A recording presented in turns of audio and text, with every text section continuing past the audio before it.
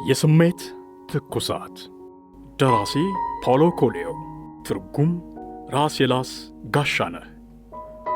ለዚህ ቻናል አዲስ ከሆኑ ሰብስክራይብ ማድረገውን እንዳይረሱ። 11 ደቂቃዎች የመጀመሪያውና የመጨረሻዋ የተከበርኩትና የተዋረድኩት ሴተኛ ዳሪዋና ቅድስቷ ሚስት ነኝ። ደግሞም ድንግል፣ በዛ ላይ እናት፣ ደግሞም ሴት ልጅ፣ የእናቴ ብርቱ ልጅ ነኝ። መሃን ነኝ። ልጆቼ ግን ብዙ ናቸው። ባለትዳር ሴት ነኝ። ደግሞም እመበለት ወላድ ሴት ነኝ። ሌላ ጊዜ መሃን፣ የወላድ ምጥ ማስረሻ፣ ሚስትም ባልም ነኝ። የኔ የምለው ወንድ ነው የፈጠረኝ። ደግሞም የአባቴ እናት ነኝ። የባሌ እህት ነኝ። እሱም ወላጆቹ የተዉት ልጄ ነው። ሁልጊዜም ቢሆን አክብሩኝ፣ ምክንያቱም እኔ የተናኩም የተዋረድኩም ነኝና። ከዕለታት አንድ ቀን አንዲት ማርያ የተሰኘች ሴተኛ ዳሪ ነበረች። እስኪ አንድ ጊዜ ቆም እንበል።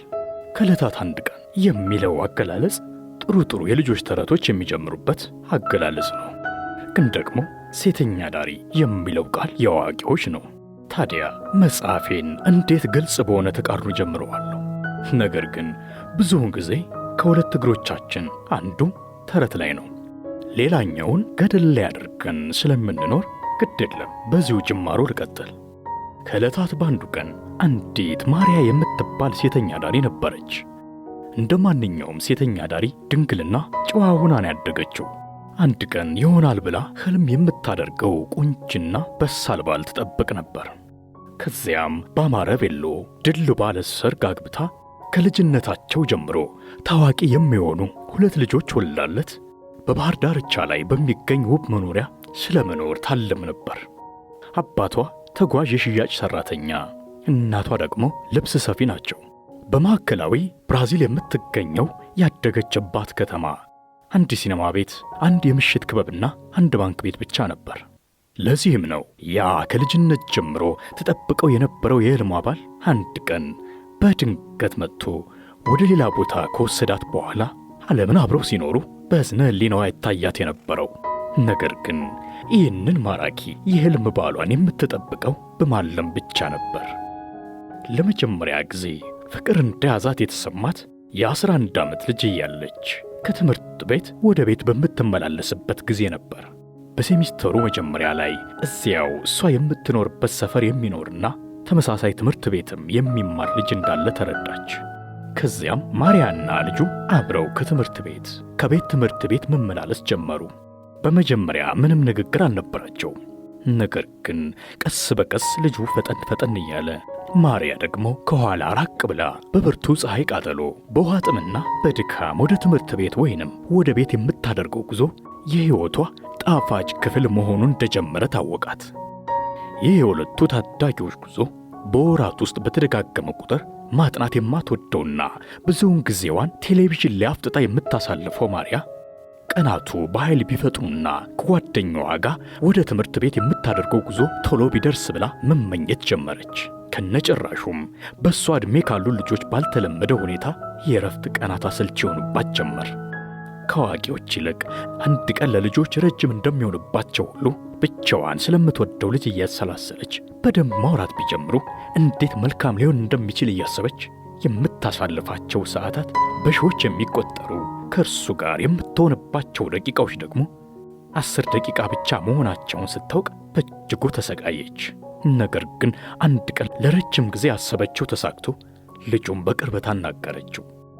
አንድ ቀን ጠዋት ላይ ወደ ትምህርት ቤት እየሄደች እያለ ያ ከኋላ ትከተለው የነበረው ልጅ እርሳስ እንድታውሰው ጠየቃት። ማርያ ግን አልመለሰችለትም። እንዲያውም እንዲህ አይነት ያልተጠበቀ ጥያቄ ስለጠየቃት ተናዳ እርምጃዋን አፈጠነች። ነገር ግን ልጁ ወደ እሷ ሲቀርብ ምናልባት እንደምትወደው የሚያውቅባት መስሏት ፈርታ ነበር። ከዚያም አልፎ ለረጅም ጊዜ ያን በሐሳቧ እሱን ስለማውራት፣ እጁን ስለመያዝ፣ ከዚያም ወደ ትምህርት ቤት፣ ከትምህርት ቤት ወጥተው ሰዎች ሲያወሩ ወደምትሰማቸው ብዙ ሲኒማ ቤቶች፣ ማካኖች፣ መኪኖች ወዳሉበት ከተሞች አብረው ሲሄዱ ታለም የነበረውን ያወቀባት መስሏት ተርበትብታ ነበር። ያን ዕለት በዚያ ያልተለመደ ሐሳቧ አእምሮዋ ተምታቶ ቀኑን ሙሉ ሐሳቧን መሰብሰብ ተስኗት ዋለች። ነገር ግን በዚያው ልክ ልጁ ሊያናግራት እንደፈለገ ስላወቀች ደስ ብሏት ነበር። ምክንያቱም ሊያናግራት ሲመጣ ኪስ ውስጥ እርሳስ እንዳለ አይታለች። ስለዚህ ልጁ የፈለገው ከእርሷ እርሳስ መዋስ ሳይሆን መግባባት መሆኑን ተረዳች። እናም በዚህ ደስ አላት። ከዚያን ያለነት አዳሯንና ከዚያ ቀጥሎ ያሉ ሌሊቶችን ለቀጣይ ጊዜ ምን ብላ መመለስ እንዳለባት ስታሰላስል አሳለፈች። ነገር ግን ቀጣዩ ጊዜ የሚባለው ሳይመጣ ሲቀር እንደተለመደው አንዳንድ ጊዜ እሷ፣ አንዳንድ ጊዜ እሱ ጥቂት ርቀት ቀደም ብለው ቃላት ሳይነጋገሩ ጓዛቸውን ቀጠሉ። ማርያ ከፊት ከሆነች ብዙውን ጊዜ በቀኝ እጇ እርሳስ ትይዝ ነበር። ከኋላ ከሆነች ደግሞ ከፊት ራቅ ብሎ የሚሄደውን ልጅ በስስት እያየች መሰቃየቱ ያረካት ነበር። በዚያ ሁኔታ የትምህርት ዓመቱ ተጠናቀቀ። ከትምህርት ቤቱ መዘጋት ቀጥሎ ባሉት ቀናት በአንዱ ቀን ከእንቅልፏ ስትነቃ በጭኗ መካከል ደማየች። የምትሞት ሁሉ መስሏት ነበር። ከመሞቷ በፊት ግን ለምትወደው ልጅ ደብዳቤ ጽፋ ከሰጠችው በኋላ ወደ ጫካ ሄዳ በአካባቢው አስፈሪ ከሆኑት ሁለቱ ጭራቆች አንዱ እስኪገድሏት ለመጠበቅ አሰበች። በዚያም ሁኔታ ከሞተች ቤተሰቦቿ መሞቷን እስከሚያረጋግጡ ሐዘን አይጎዳቸውም። እንዲያውም ድሃ ተስፈኛ ስለሆነ ልጃቸውን ሀብታም ባልና ሚስት እንደ ልጅ አድርገው እንደወሰዷት ሊያስቡ ይችላሉ። አንድ ቀን ሀብታምና ታዋቂ ሆና ልታያቸው እንደምትመለስ ተስፋ ያደርጉ ይሆናል። ነገር ግን የምትወደው ልጅ መቼም ቢሆን ሊረሳት አይችልም። እንዲያውም መቼም እንደማያናግራት ስለሚረዳ በጸጸት ሊሰቃይ ይችላል። ነገር ግን ሐሳቧን ስትጨርስ እናቷ ወደ ክፍሏ ስለመጣች ያን ዕለት ደብዳቤውን ሳትጽፍ ቀረች። እናቷ ገና ወደ ክፍሉ ከመግባቷ በደም የነጠበውን አንሶላ አየችና ፈገግ አለች። ከዚያም አሁን ጎረመሽ ማለት ነው አለቻት። ማርያ በእግሮቿ መካከል ባለው ደምና በጉርምስና መካከል ያለው ግንኙነት ሊገባት አልቻለም። እናቷም ነገሩን ቀለል አድርጋ ለማስረዳት ሞከረች እንጂ የሚያረካ ምላሽ አልሰጠቻትም ነበር። እናቷ ቀለል አድርጋ ካሁን በኋላ በወር ለ4 ወይንም ለ5 ቀናት ደሙ እንደሚመጣና በእነዚህ ቀናት አንዳች ስፖንጅ መሰል ነገር በእግሮቿ መካከል ማድረግ እንዳለባት ነገረቻት። ማርያ የበለጠ ግራ ተጋብታ ወንዶችም ይሄ ደም ሲመጣባቸው ሱሪያቸው እንዳያበላሽባቸው አንዳች ቱቦ መሳይ ነገር ይጠቀሙ እንደሆነ ጠየቀች። የተሰጣት ምላሽ ግን ይሄ የሴቶች ጉዳይ ብቻ መሆኑን ነበር። ማርያ መጀመሪያ ላይ በእግዚአብሔር ላይ ቅሬታ ሁሉ ተሰምቷት ነበር። ነገር ግን ቀስ በቀስ ለመደችው። ልትለምዶ ያልቻለችው የምትወደው ልጅ መራቁን ነበር። እንዲያውም በጣም የምትወደው ሰው ሊያናግራት ሲፈልግ ፊት ስለነሳችው ድድብናዋ ይጸጽታት ጀመር። ቀጣዩ ሴሚስተር ሊጀመር አንድ ቀን ሲቀረው በከተማዋ ወዳለው ብቸኛው ቤተ ክርስቲያን ሄደች። ከዚያም በቅዱስ አንቶኒዮስ ምስል ፊት ቆማ ከእንግዲህ በኋላ ልጁን የማነጋገሩን ጉዳይ በራሷ ተነሳሽነት እንደምትፈጽመው ማለች። በቀጣዩ ቀን እናቷ ለቅንጦት የሰፋችላትን የሚያምር ቀሚሶች ለብሳ ወደ ትምህርት ቤት ሄደች። እረፍት ስላለቀና ትምህርት ቤት መልሶ ስለተከፈተ እግዚአብሔርን እያመሰገነች ብትውልም ልጁን ግን ልታገኘው አልቻለችም። ከዚያም የምትወደው ልጅ ከተማውን ለቆ እንደሄደ ከሰማች በኋላ ሌላ አስቀያሚ ሳምንት አሳለፈች። ወደ ሩቅ አገር ነው አሉ ሄደው ነበር ያሏት። ማርያ ለቅጽበት ያህል አንዳንድ ነገሮች ለዘላለሙ እንደሚታጡ አሰበች። እናም ዓለም ሰፊ እንደሆነች፣ የእሷ ከተማ በአንጻሩ ጠባብ እንደሆነች፣ በሰፊው ዓለም ውስጥ ሩቅ አገር የሚባል ቦታ እንዳለ፣ የምትፈልጋቸው ሰዎች ሁሉ ወደዚያ አገር እንደሚሄዱ አሰበች። እሷም ወደ ሆነ ሩቅ አገር ለመሄድ ፈልጋ ነበር። ነገር ግን ዕድሜዋ አይፈቅድም። ነገር ግን የመንደሯን አቧራማ ዛፎች እያስተዋለች አንድ ቀን እሷም የልቧ ሰው ወደ ሄደበት አገር እንደምትሄድ ወሰነች።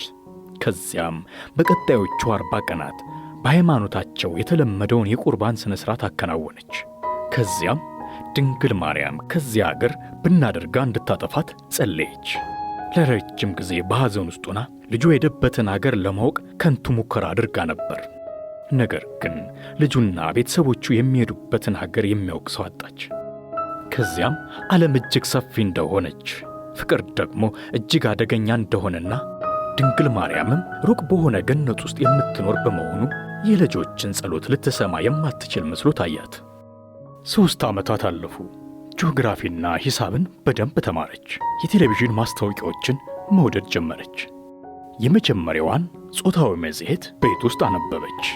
የዕለት ተግባሯንና በትምህርት ቤት ያስተማሯቸውን እንደ ውቅያኖስ፣ በረዶ፣ በጌጦች ያሸበረቁ ሴቶች፣ ባለጥምጣም ወንዶችን በአካል ለማየት ያላትን ጉጉት በዲያሪ መመዝገብ ጀመረች። ነገር ግን ማንም ሩቅ የሆነ ህልሙን ማሳካት እንደማይችል፣ በተለይ እንደሷ ልብስ ሰፊ እናትና ተጓዥ የሽያጭ ሠራተኛ አባት ያላት ልጅ የምታልመውን ሁሉ እውን ለማድረግ እንደሚከብድ ስትረዳ በዙሪያ ያለውን ነገር ማስተዋል እንዳለባት ወሰነች። ትምህርቷንም ለሕይወቷ መቀጠል በሚጠቅማት ሁኔታ ሰው ታማትር ጀመር። ዕድሜዋ 15 እያለ አንድ ባል ላይ ካገኘችው ልጅ በድጋሚ ፍቅር ያዛት። አሁን ግን የልጅነቷን ስህተት መድገም አትፈልግም። ወዲያው ተግባብተው ሲኒማ ቤትና ፓርቲዎች ላይ አብረው መሄድ ጀመሩ። ከአሁን በፊት በነበራት አጋጣሚ የተረዳችው ነገር ቢኖር ፍቅርን የምትይዘው ከምትወደው ሰው ጋር አብሮ በመሆን ሳይሆን በማጣት መልክ ነው። እናም የፍቅር ጓደኛዋን ሳታገኛት ስትቀር በብርቱ ትናፍቃታለች። ለሰዓታትም በሚቀጥለው ቀን ሲገናኙ ምን ሊያወሩ እንደሚችሉ ታሰላስላለች። በፍቅራቸው ውስጥ ካደረጓቸው ነገሮች ውስጥ የትኛው ትክክል የትኛው ደግሞ ስህተት እንደሆነ ለመረዳት ትሞክራለች። ራሷን ብዙ ተሞክሮ እንዳላት ሴት አድርጋ ለማየት ነበር የምትፈልገው። አንድ ትልቅ ዕድል ከእጇ እንዳመለጣት፣ በዚያም ምክንያት ያጋጠማትን ሕመም ተቋቁማ እንዳለፈች ሴት ነው ራሷን የምታየው። እናም ባላት አቅም ሁሉ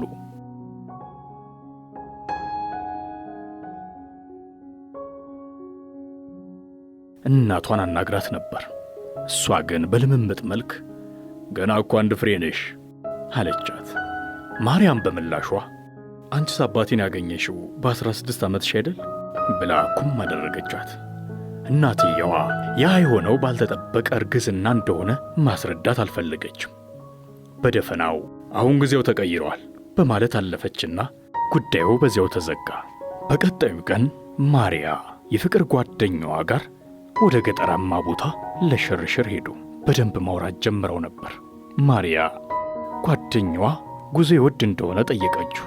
እሱ ግን ለጥያቄዋ መልስ ከመስጠት ይልቅ አቅፎ ሳማት። ይህ መጀመሪያዋ መሳሳም ነበር። ስለዛሽ ቅጽበት ለብዙ ጊዜ ያስባ ነበር።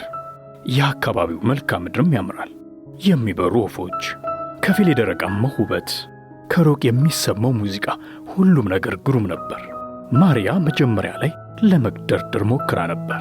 ነገር ግን ሳታውቀው እሷም አቅፋው በሲኒማ በመጽሔቶችና በቴሌቪዥን ሲያደርጉ ያየችውን አደረገች። በከንፈሮቿ ከንፈሩን ጠበቅ አድርጋ ይዛ ራሷን ወደ ቀኝና ወደ ግራ እያቀያየረች ስትበረታ በዘዴ ሲያቅታት ደግሞ በዘፈቀደ ሳመችው። የልጁ ምላስ ጥርሶቿን ሲነካት ይታወቃታል። ጣፋጭ ነበር። ልጁ ግን ወዲያው በድንገት መሳሙን አቁሞ ትፈልጋለሽ ሲል ጠየቃት። ምንድን ነው መመለስ ያለባት? እንደምትፈልግ? አዎ ትፈልጋለች። ነገር ግን ሴት ልጅ ራሷን እንደዛ እንድትገልጽ ወጉ አይፈቅድም። በተለይ ወደፊት ባሏ ሊሆን የሚችል ወንድ። እንደዚያ ካደረገች ባሏ የሚጠይቀውን ሁሉ እሺ የምትል እንደሆነች ሊጠረጥር ይችላል።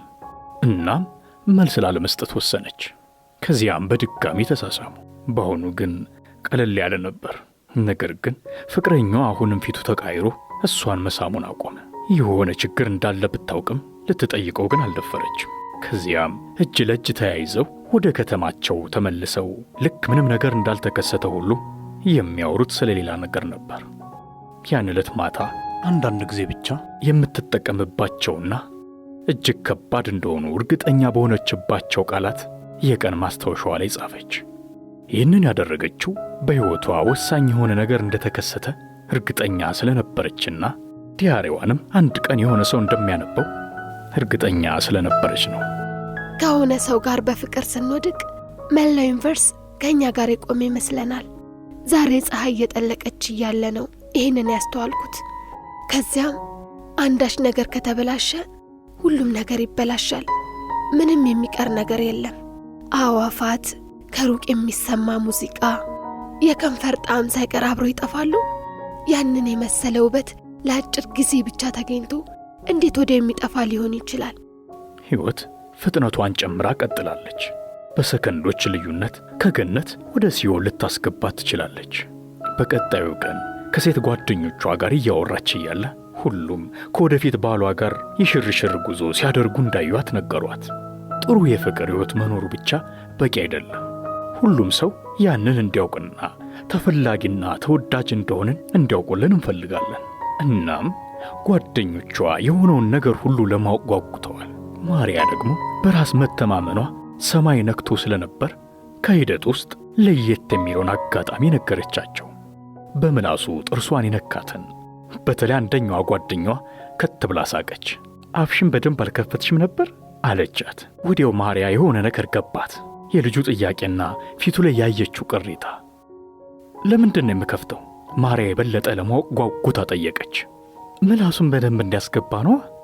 እንደዛ ማድረግ ልዩነት ያመጣል አለቻት። ሁሉም በሳቅ እያስካኩ ነበር። ያዘኑላት ቢመስልም ቅናት ነበረባቸው። እንዲያውም በእነሱ ፍቅር የወደቀ ወንድ ስላላጋጠማቸው የእሷን አሳፋሪ አጋጣሚ እንደ በቀል የቆጠሩትም ነበሩ። ማርያ ለነገሩ ግድ ያልሰጣት በመምሰል አብራቸው ሳቀች።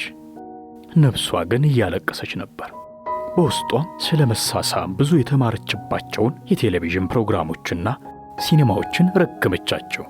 በመሳሳም ጊዜ ዓይን እንደሚጨፈን፣ እጆችን በወንዱ ራስ ላይ ማድረግ እንደሚገባ፣ ራሷን በቄንጥ ወደ ግራና ወደ ቀኝ አቅጣጫ ማንቀሳቀስ እንዳለባት ቢያስተምሯትም ዋናውን ነገር ግን ስላላሳዩት ረገመቻቸው። ከዚያም ራሷን በራሷ ለማጽናናት ጥሩ ማመካኛ ፈለገችና ገና በመጀመሪያ ራሴን ሙሉ በሙሉ መስጠት የለብኝም፣ በዚያ ላይ ደግሞ ስለ እሱ እርግጠኛ አልነበርኩም፣ አሁን ግን የሕይወቴ የፍቅር አጋር መሆኑን ተረድቻለሁ ስትል ለስተቷ ምክንያት ፈጠረች። ከዚያም የሚቀጥለውን ዕድል በጉጉት ትጠብቅ ጀመር። ማርያ ፍቅረኛዋ በሦስተኛው ቀን አንድ ምሽት ክለብ ውስጥ የራሷን ጓደኛ እጅ ይዞ እስክታዩ ድረስ አልተገናኙም ነበር። ልጅቷ ከቀናት በፊት እንዴት እንደተሳሳሙ እየጠየቀቻት ነበረች። እሷ ግን ያየችውን እንዳላየች ለማስመሰል ሞከረች። ምሽቱን በሙሉ ከሌሎች ሴት ጓደኞቿ ጋር ስለ ፊልም ተዋናያንና ሌሎች ነገሮች ስታወራ ጓደኞቿ በሐዘኔታ እያዩአት ነበር። የሐዘኔታ እይታቸውንም እንዳላየች ለማስመሰል ሞከረች። ወደ ቤቷ ስትመለስ ግን አጽናፍ ዓለሙ በራሷ ላይ እንደፈራረሰ አመነች። ሌሊቱን ሙሉ ስታለቅስ አደረች። የሚቀጥሉትን 8 ወራት በስቃይ ካሳለፈች በኋላ ፍቅር የሚባለው ነገር ለእሷ እንዳልተፈጠረ፣ እሷም ለፍቅር እንዳልተፈጠረች ደመደመች። ከዚያም መንኩሳ ሕይወቷን በሙሉ ይጎዳኛል ብላ ለማትፈረው ፍቅር ለመሥዋዕት ፈለገች፣ ለኢየሱስ ክርስቶስ ፍቅር። ትምህርት ቤት ውስጥ ወደ አፍሪካ እየሄዱ ስለሚያገለግሉ ሚስዮናውያን ተምረው ነበር። የሆነ የተሰወረ ማምለጫ መንገድ መስሎ ታያት። እናም በስውር ቃል ኪዳን ለመግባት ወሰነች። የመጀመሪያ ደረጃ ሕክምና እርዳታ አሰጣጥን ተማረች። አንዳንድ መምህራን አፍሪካ ውስጥ ብዙ ሰዎች እየሞቱ እንደሆነ ነገሯት። ከዚያም ሃይማኖታዊ ትምህርት በጥሩ ሁኔታ ከተማረች በኋላ ራሷን የዘመኑ ቅድስት አድርጋ ሕይወትን እያዳነች አንበሳና ነብር የሚርመሰመሱበትን ጫካ ስትጎበኝ ወለል ብሎ ታያት።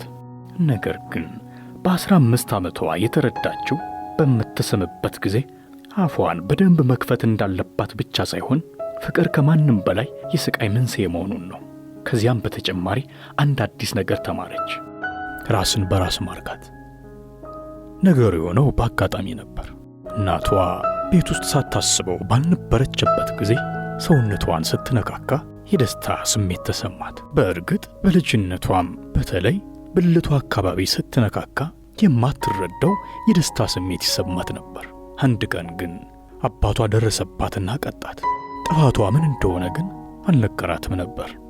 ቅጣቱ የማትረሳው አይነት ስላልነበር ከዚያ በኋላ በሰዎች ፊት ብልቷን መንካት እንደሌለባት ተረዳች። ከዚያም የራሷ ክፍል ስላልነበራትና ከቤት ውጭ ማድረግ ስለማትችል ሙሉ በሙሉ ረሳችው።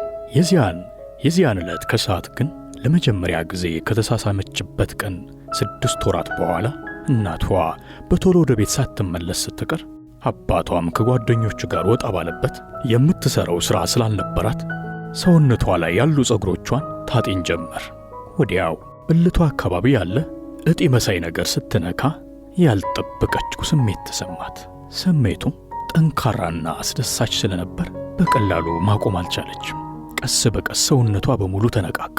የማታውቀው የሚታያት ሁሉ ቢጫ ድንግዝግዝ ጨለማ ሆነ። ወዲያው በደስታ ቃሰተችና ከስሜቷ ተቋረጠች። የመጀመሪያ እርካታዋ ነበር። ልክ በገነት ላይ ስትንሳፈፍ ቆይታ በፓራሹት ወደ ምድር እየወረደች እንደሆነ ነበር የተሰማት። ሰውነቷ በላብ ቢወረዛም የሚሰማት ሙሉነትና በኃይል እንደተሞላች ነበር። ወሲብ ማለት እንደዚህ ከሆነ ስቃይ የሌለበት ደስታ መስሎ ታያት። ከስቃይ ነፃ የሆነ ርኩሰት። ከዚያ በድጋሚ ተመሳሳይ ነገር አደረገች።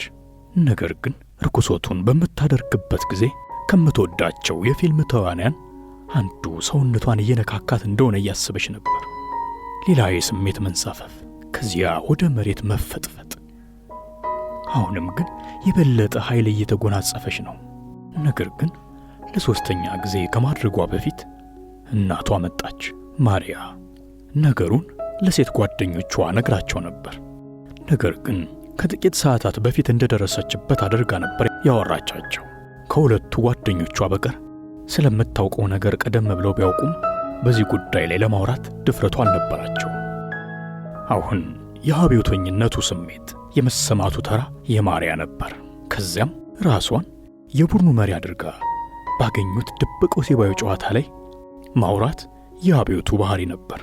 በዚያ ሁኔታ በግልጽነት ይነጋገሩ ጀመር። በዚህ ሁኔታ ከጓደኞቿ ከተማረች በኋላ መናኝ ለመሆን የነበራትን ዕቅድ ተወችው። ስሜቱ እጅግ ጣፋጭ ቢመስልም አሁንም ሃይማኖቷ እርኩሰት እንደሆነ ነው የሚያስተምረው። ከጓደኞቿ የሰማችው አስፈሪ ነገርም ነበር። ሊያሳብድ ወይንም እርግዝና ሊያስከትል እንደሚችል ተነግሯታል። ቡግር እንደሚያስወጣም ሰምታለች። የሆነው ሆኖ አደጋውን ችላ ብላ ቢያንስ በሳምንት አንድ ጊዜ፣ ብዙውን ጊዜ ሮብ ዕለት ደስታዋን ማሳደድ ጀመረች። ሮብ ቀንን የመረጠችው አባቷ ከጓደኞቹ ጋር ካርታ ለመጫወት የሚወጣበት ቀን ስለነበር ነው። ከቀን ወደ ቀን እያደገች በሄደች ቁጥር በተለይ ከወንዶች ጋር ባላት ግንኙነት ያለመርካትና ደህንነት ያለመሰማት ስሜት ይታይባት ጀመር። በዚያው ልክ ተወልዳ ያደገችበትን አካባቢ ጥላ ለመሄድ ያላት ፍላጎት እየጨመረ መጣ። ነገር ግን ከአንድም ሁለት ጊዜ ከሌሎች ወንዶች ጋር ፍቅር ቢጤ ጀምራ ነበር። ነገር ግን የምትጀምረው የፍቅር ግንኙነት በሙሉ በአጭርና አሳቃቂ በሆነ ሁኔታ ይቋጫል። ከሁሉም በላይ ደግሞ ተስፋ እንድትቆርጥ ያደረጋት ግንኙነት ከጀመረችው ወንድ ጋር ስትላመድና ከእርሱ ጋር አብራ ለመኖር ስትወስን የሚከሰት መሆኑ ነበር። አንድ ቀን ማለዳ አንዲት እናት ከ2 ዓመት ልጇ ጋር እየተጫወተች እያለ በአክብሮት ካስተዋለች በኋላ የተለየ ስሜት ተሰማት። ይኸውም ከልጅነቷ ጀምሮ በባህር ዳርቻ ላይ ባለ ቤት ለመኖርና ልጆችና ባል ቢኖረኝ እያለች ትመኝ የነበረው ሐሳቧ በድጋሚ ወደ አእምሮዋ ቢመጣም ካሁን በኋላ መቼም ቢሆን በድጋሚ በፍቅር ላለመውደቅ ወስና ነበር። ምክንያቱም ፍቅር ሁሉንም ነገሯን አበላሽቶ ነበርና ወንዶችም ሕመምን፣ መከራንና ስቃይን ብቻ ወደሷ የሚጎትቱ መጥፎ ፍጥረታት መስለው ነበር የሚታዩት። በዚህ ሁኔታ የማርያ የወጣትነት ጊዜ ቀስ እያላለፈ ዕድሜዋ በጨመረ ቁጥር ቆንጆ የሆነች ብትሄድም ያዘነውንና ሚስጥራዊ የሆነው ማንነቷ ግን በውስጧ ተቀብሮ ነበር። ምንም እንኳን ካሁን በኋላ በፍቅር ላለመውደቅ ከራሷ ጋር ቃል ገብታ የነበረ ቢሆንም አዲስ ፍቅረኛ በያዘች ቁጥር ያንኑ የልጅነት ሕልሟን ማለሟንና ከዚያም ተከትሎ መሰቃየቷ አልቀረም። በዚህ መሃል ነበር ባልታሰበ አጋጣሚ ድንግልናዋን ያጣችው። ከጓደኞቿ ሁሉ ተለይታ ለብቻዋ ድንግል መሆኗ ብዙውን ጊዜ ምቾት ይነሳት ስለነበር በዚያ ዕለት በፈጸመችው ተግባር የፈሰሰውን ደሟን ለማጠብ ዕድሜ ልኳን እንደሚወስድባት አልተረዳችም ነበር። ነገር ግን ድንግልናዋን የማጣቷ ሂደት ለመጀመሪያ ጊዜ ትሳም እንደነበረው አይነት መልካም ትውስታን ጥሎ የሚያልፍ አልነበረም። ፀሐይ ስትጠልቅ ያለው አስደናቂ ትዕይንት፣ ከሩቅ የሚሰማው ሙዚቃ፣ በጫካ ውስጥ ከጓደኛዋ ጋር እጅ ለእጅ ተያይዘው ያደረጉት የእግር ጉዞ ሁሉ ከዚህኛው በእጅጉ በበለጠ አስደሳች ነበሩ። ነገር ግን ስለዚህ ጊዜ በድጋሚ ለማሰብ ፍላጎቱ አልነበራትም። ከዚያ ዕለት በኋላ ፍቅረኛዋ አጠገቧ ድርሽ እንዳይል ብታስፈራራውም እና እንደደፈራት ለአባቷ እንደምትናገርበት ብታስጠነቅቀውም ከአንድም ሁለት ጊዜ ፍቅር ሰሩ። ይህ ጓደኛዋ የተጠቀመችበት እንደ መማሪያ ነበር ማለት ይቻላል። ከወሲብ ግንኙነት የሚገኘውን ደስታ ሁሉ ለመማርና ለማጣጣም አጋጣሚውን ተጠቀመች።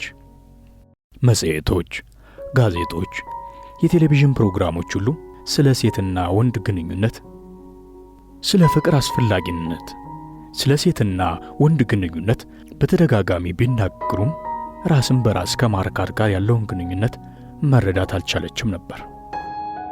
ምክንያቱም ከወንድ ጋር የሚኖራት ግንኙነት የማትወደውን ፍቅር የሚባለውን አደገኛ ነገር ይዞባት ስለሚመጣ 17 ዓመቷ ላይ በጻፈችው የየዕለት ማስታወሻ መመዝገቢያዋ ደብተር ወይንም ዲያሪዋ ላይ እንዲህ ብላ ነበር። ዓላማዬ ፍቅርን መረዳት ነው። ፍቅር በሚይዘኝ ጊዜ ምን ያህል ሕያው እንደሆንኩኝ እንደምረዳ አውቃለሁ። ያለኝን ሁሉ ግልጽ የሚያደርግልኝ ኃይል እንደሆነ አውቃለሁ። ነገር ግን ለማመን አስቸጋሪ ቢመስልም ለጉዳዩ ምንም አይነት አድናቆት የለኝም። ፍቅር አሰቃቂ ነገር ነው። ብዙ ሴት ጓደኞቼ ሲሰቃዩ ስላየው ያ በእኔም ላይ እንዲከሰት አልፈልግም። መጀመሪያ ላይ በሁኔታዬ ላይ ይስቁብኝና ያሾፉብኝ የነበረ ቢሆንም አሁን ግን ከወንዶች ጋር ያለኝን ነገር እንዴት አድርጌ እየተቆጣጠርኩት እንደሆነ ሲያውቁ ይደነቃሉ። ሁልጊዜም ቢሆን ለሚጠይቁኝ ጥያቄ ከፈገግታና ከዝምታ በቀር መልስ አልነበረኝም። ምክንያቱም መድኃኒቱ ከህመሙ የበለጠ ስቃይ እንደሚፈጥር አውቃለሁ። እውነታው ይሄ ነበር። እኔ በፍቅር አልሸነፍም። ከቀን ወደ ቀን ወንዶች የማይገመቱ ተለዋዋጮች፣ ግራ አጋቢ ፍጥረቶች እንደሆኑ ነው የምረዳው። ከሁሉም የሚገርመኝ ደግሞ ከአንድም ሁለት የሚሆኑ የሴት ጓደኞች አባቶች ለእኔ ፍላጎት ማሳየታቸው ነበር። መጀመሪያ ላይ ደነገጥኩኝ። በኋላ ግን በቃ ወንዶች ተፈጥሯቸው ነው ብዬ ተውኩት። ምንም እንኳን የኔ ዓላማ ፍቅርን መረዳት ቢሆንም፣ ምንም እንኳን ልቤን ስለሰጧቸው ሰዎች ሳስብ ስቃይ የሚሰማኝ ቢሆንም፣ ልቤን የነኩት ሁሉ ልቤን እንዳነቃቁት ሰውነቴን አለማነቃቃታቸውን ተረድቻለሁ። በተቃራኒው ደግሞ ሰውነቴን ማነቃቃት የቻሉት ልቤን ማነቃቃቱ ላልቻሉበትም ነበር።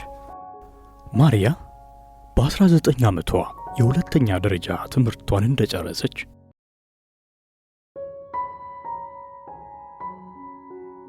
አንድ የጨርቃ ጨርቅ ሱቅ ውስጥ ሥራ አገኘች። በዚያም የጨርቃ ጨርቅ ሱቁ አለቃ ወደዳት። ነገር ግን ማሪያ በዚያው ወንዶች ሳይጠቀሙባት እንዴት ልትጠቀምባቸው እንደምትችል በሚገባ ተረድታ ነበር። ምክንያቱም አሁን የውበቷን ጉልበት አውቃለች። የውበት ጉልበት ለአስቀያሚ ሴቶች ዓለም ምንድን ነው የምትመስለው? ከሴት ጓደኞቿ ውስጥ አንዳንዶቹ የትኛውም ወንድ ጠይቋቸው የማያውቅና ፍላጎትም እንዳለው ገልጾላቸው የማያውቅ የሴት ጓደኞች አሏት። ለማሪያ አእምሮ አስደናቂ ቢሆንም እነዚህ ሴቶች ባገኙት ትንሽ ፍቅር እንኳን ትልቅ ዋጋ ሲሰጡ ታያለች። ወዲያው ደግሞ ወንዶቹ ሲርቋቸው፣ ሲሰቃዩና ለወደፊት ሕይወታቸው ለተሻለ ሰው ራሳቸውን ሲያዘጋጁ ማይታለች። እነዚህ አስቀያሚ የሚባሉ ሴቶች ከእሷ ጋር ሲነጻጸሩ ከእሷ የበለጠ ነፃ፣ ለራሳቸውም ልዩ ግምት ያላቸው ሆነው ነበር ለማሪያ የሚታዩት። በእርሷ አረዳድ ዓለም ለእነዚህ ሴቶች ሸክሟ ከባድ መስሎ ይታያት ነበር። ቆንጆ እንደሆነች ታውቃለች። እናቷ የምትመክራትን ምክር ብዙ ጊዜ ባትሰማው፣ አንድ ቀን ግን ሁል ጊዜ ልትረሳው የማትችለው ምክር በልቧ ውስጥ አስቀርታለች። ይኸውም ቁንጅና ዘላቂ አይደለም ልጄ ያለቻት ነበር። ይህንንም በአእምሮዋ ይዛ አለቃዋን የእምቢታም ሆነ የእሽታ ምልክት ሳታሳየው ታጓጓው ጀመር። ይህም ዘዴዋ የደሞዝ ጭማሪ አመጣላት። ከዛሬ ነገ አንድ ቀን እሺ ትለኛለች ብሎ የሚጠብቀው አለቃዋ እስከ መቼ ድረስ እንደሚታገሳት እርግጠኛ ባትሆንም ቢያንስ ግን በጊዜው ጥሩ ገንዘብ እያገኘች ነው። በዛ ላይ ደግሞ ከሥራ ሰዓቷ ውጪ ተጨማሪ ሰዓት መስራቷ ሌላ ተጨማሪ ገንዘብ እንድታገኝ አስችሏታል። አለቃዋም ብዙ ቀን ከእሱ ጋር ቢሮ መቆየቷን ይወደደው ይመስላል። ምናልባትም በጊዜ ከሥራ ከወጣች ሌላ የተሻለ ሰው ልታገኝ ትችላለች ብሎ አስቦም ሊሆን ይችላል። በዚህ ሁኔታ ለ2 ዓመት ያህል ሰራች። ከምታገኘው ገንዘብ ለቤተሰቦቿ ቀንሳ ትሰጥ ነበር። ቤተሰቦቿም ከምትሰጣቸው ገንዘብ ላይ ለወደፊት ይቆጥቡላት ስለነበር ገንዘቡ ጠርቀም ሲል ከልጅነቷ ጀምሮ ታልማቸው ከነበሩ ቦታዎች ሄዳ ለመዝናናት እድል አገኘች። ከነዚህ የህልሟ ቦታዎች መካከል በቴሌቪዥንና በፊልም እንደዚሁም በፖስት ካርዶች ላይ ፎቶዋን ታያት የነበረችው ሪዮ ደ ጃኔሮ ነበረች። አለቃዋም በዓለም ላይ አደገኛ ወደሆነ ቦታ ብትሄድ ሙሉ ወጪውን እንደሚሸፍን ቃል ገብቶላት ነበር። እናቷ ግን ሪዮ ደ ጃኔሮ ውስጥ የሚኖር የአክስቷ ልጅ ጋር እንድታርፍ ነበር ያቀደችው። እውነታው ግን ከዚህ ሁሉ የተለየ ነበር። ማሪያ ማንም አብሯት እንደሆነ አልፈለገችም። ምክንያቱም እድሜ ልኳን ስትጠብቀው የነበረው የነጻነት ስሜቷ እንዲበላሽ አልፈለገችም። ማድረግ የምትፈልገውን ሁሉ ብቻዋን ማድረግ ትፈልግ ነበር።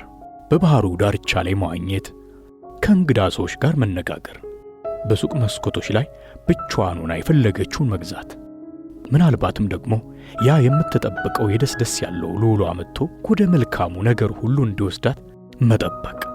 1 ሳምንት ምንድን ነው አለች ከአማላይ ፈገግታ ጋር። ነገር ግን ይህ ንግግሯ ስህተት እንዲሆን ተስፋ ማድረግ ነበረባት። 1 ሳምንት ምንድን ነው? በጣም አጭር ጊዜ ነው። ለትንሽ ጊዜ ያህል በደስታ ሞላለሁ፣ ከዚያ ወደ ስራ እመለሳለሁ። አለቃዋ መጀመሪያ ላይ ቢቃወማትም በኋላ ግን ውሳኔዋን ተቀበለ። ነገር ግን በሚስጥር ያቀደው ነገር ነበር። ነገር ግን ማሪያ ዋሸችው። እሱም ከሽርሽሩ እንደተመለሰች እንድታገባው ጠይቋት ስለነበር ገና ከመጀመሪያው ግትር በመሆን ነገሩን ማበላሸት አልፈለገም። ማሪያ ወደ ሪዮ ደ ጃኔሮ የተጓዘችው በአውቶቡስ ነበር። 48 ሰዓት የፈጀው ጉዞ።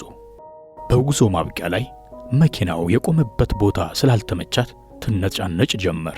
እንደዚህ አይነት ሌላ ሰው እንኳን በቅርብ ላገኝ የማልችልበት ቦታ ላይ ትታይ ልትሄድ አትችልም አለች። አትጨቃጨቂ መቤት አላት ሰውየው። ወዲያው ፊቱ ላይ የምታውቀው ፈገግታና የፍቅር ነበልባል ያየች መሰላት።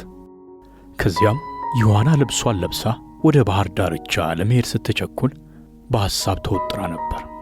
አየሩ ደመናማ ቢሆንም እየተቻኮለች ወደ ባህር ዳርቻው አሸዋማ ስፍራ አመራች። በባህሩ ዳርቻ ላይ ያሉት ሰዎች ማሪያ ከባህር ጋር ስትገናኝ ለመጀመሪያ ጊዜ መሆኑን ልብ ያሉ አይመስልም።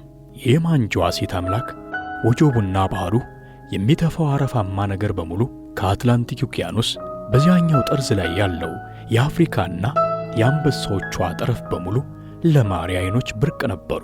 ውሃው ስትንቦጫረቅ ቆይታ እንደወጣች አንድ ሳንዱች የሚሸጥ ጥቁር ቆንጆ ወንድ ወደ እሷ ቀረብ ብሎ አናገራት።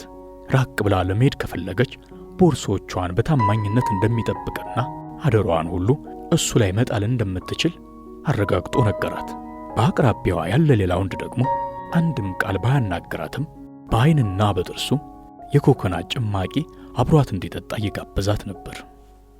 ማሪያ እምቢ ማለት ስለፈራች ብቻ ሳንዱች ገዛች።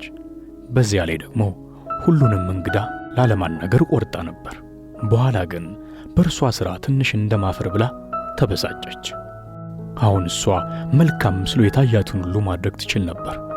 ታዲያ ለምን ይሆን እንደዚህ አስቂኝ በሆነ ሁኔታ ይህ መጥፎ ሰው ባህር የተላበሰችው?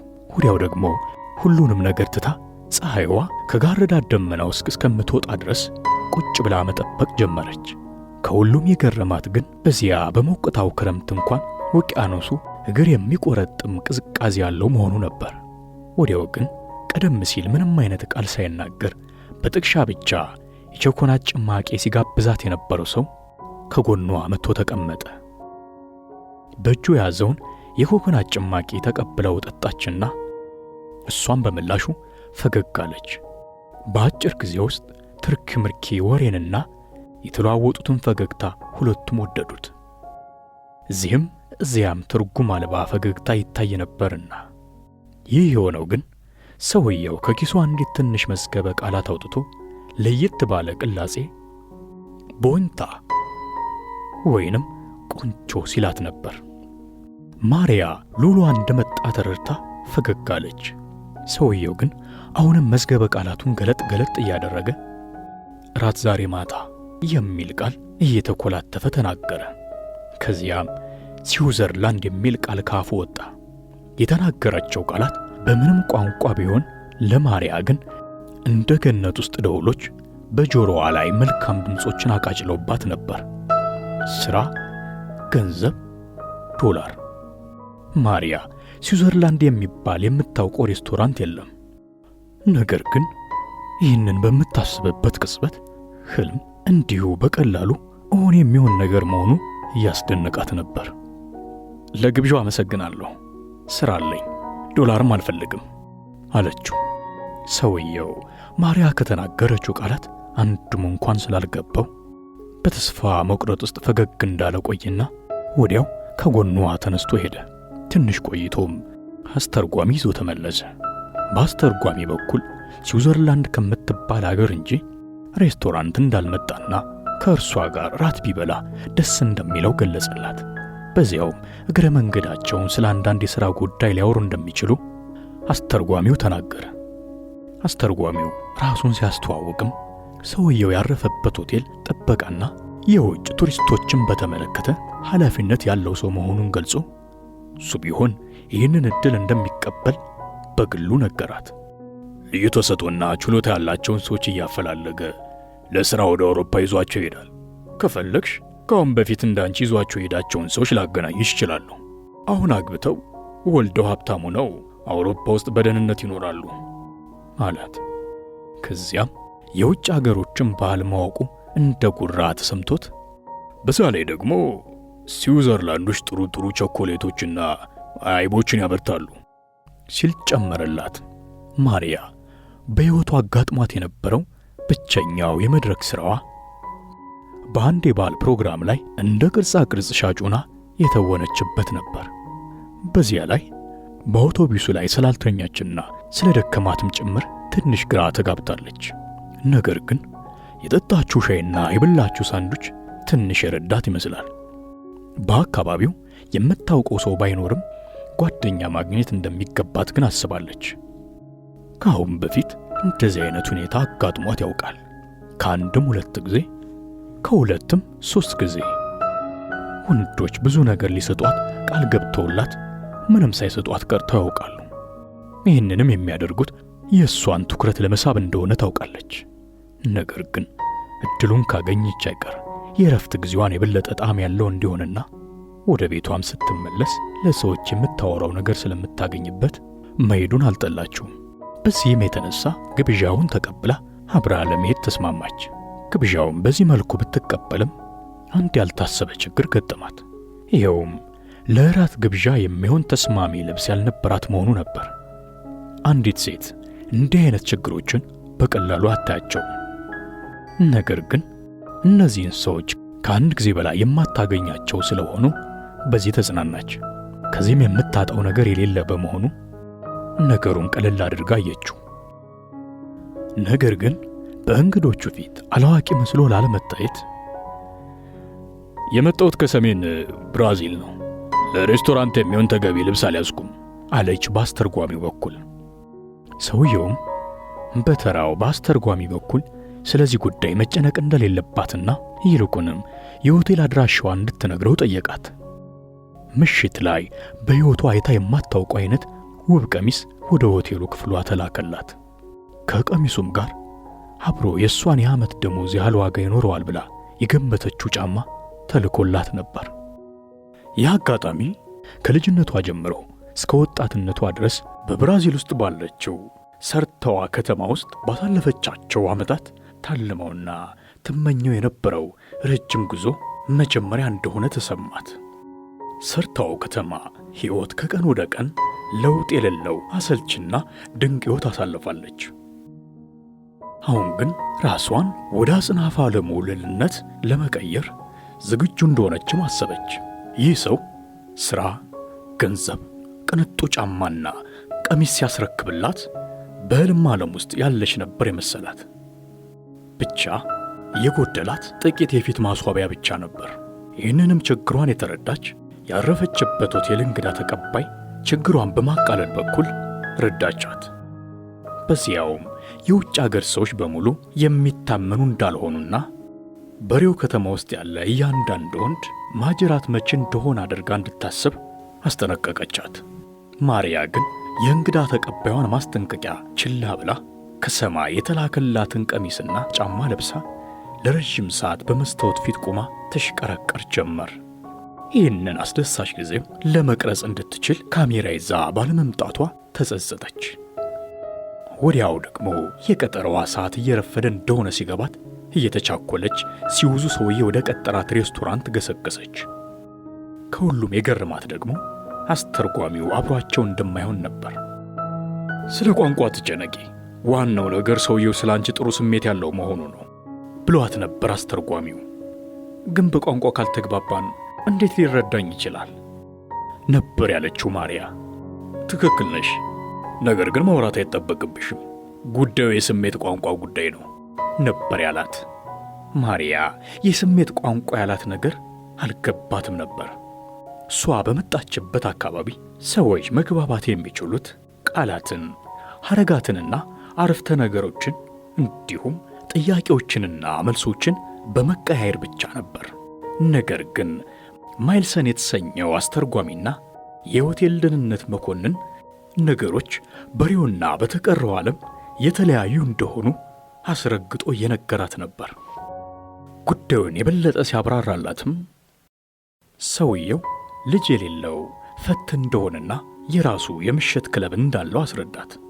ወደ ብራዚል የመጣውም በውጭው ሀገር መስራት የሚፈልጉ ብራዚላውያንን ፍለጋ እንደሆነ ነገራት። እኔ እንኳን አንቺ የምትወኙ አይነት ሰው እንዳልሆንሽ ነግሬው ነበር። እሱ ግን ከውሃ ውስጥ ስትወጪ ወዲያው እንደወደደሽ ነግሮኝ ግድ አለኝ። የዋና ልብስሽን ሳይወዱ አይቀርም። ደግሞ እውነቱን ለመናገር በዚህ የዋና ልብስ ሌላ የወንድ ጓደኛ አገኛለሁ ብለሽ እንዳታስቢ። የዋና ልብስሽ ትንሽ ፋሽን ያለፈበት በመሆኑ ከሲውዙ ሌላ የትኛውንም ወንድ ሊማርከው የሚችል አይደለም አላት። ማርያ ያልሰማችው ለመምሰል ሞከረች። አስተርጓሚው ግን ንግግሩን ቀጠለ። የፈለገሽ ግን ያው ለጊዜው ቅብጠት አይመስለኝም። በምሽት ክለብ ውስጥ አድማቂ ፈርጥ እንድትሆኝለት ሳይወስን አይቀርም። በእርግጥ ስትዘፍኝ ወይም ስትደንሽ አይቶሽ አያውቅም። ነገር ግን ያንን ሁሉ መማር ትችያለሽ፣ ምክንያቱም ቆንጆ ሆነሽ ተወለሻላ። አውሮፓያ ግን ወደ ብራዚል ሲመጡ ብራዚላውያን ሴቶች በሙሉ ውብና የሳምባ ዳንስ የሚችሉ ነው የሚመስላቸው። እንደሚያወሩ የምር ፈልጎሽ ከሆነ ኮንትራቱ እንድትፈርሚና ፊርማውንም በስዊዝ ቆንስላ እንድታረጋግጭ እመክርሻለሁ። ነገ ቀኑን በሙሉ በሆቴሉ ተቃራኒ ባለው የባህር ዳርቻ ላይ ስለምገኝ ልታወሪኝ የምትፈልጊው ነገር ካለ ዝግጁ ነኝ ብሏት ነበር የተለያዩት። ሲውዙ ሰውዬ በፈገግታ ተሞልቶ እጇን ከያዛት በኋላ ቆሞ ወደሚጠብቃት ታክሲ ይዟት ሄደ።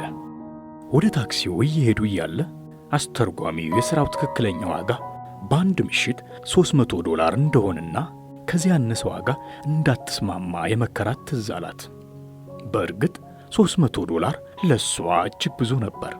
ከእንግዲህ በፍቅር መሰቃየት አይጠበቅባትም። ልክ አለቃዋን ትጫወትበት እንደነበረው ይህንንም ሰውዬ ልትጫወትበት ትችላለች።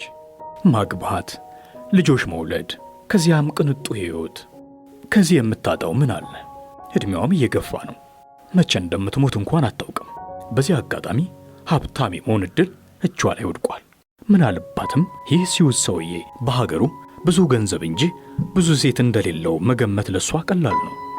ራት እየበሉ እያለ ብዙም አላወሩም። ፈገግታ ብቻ ሲለዋወጡ ነበር የቆዩት።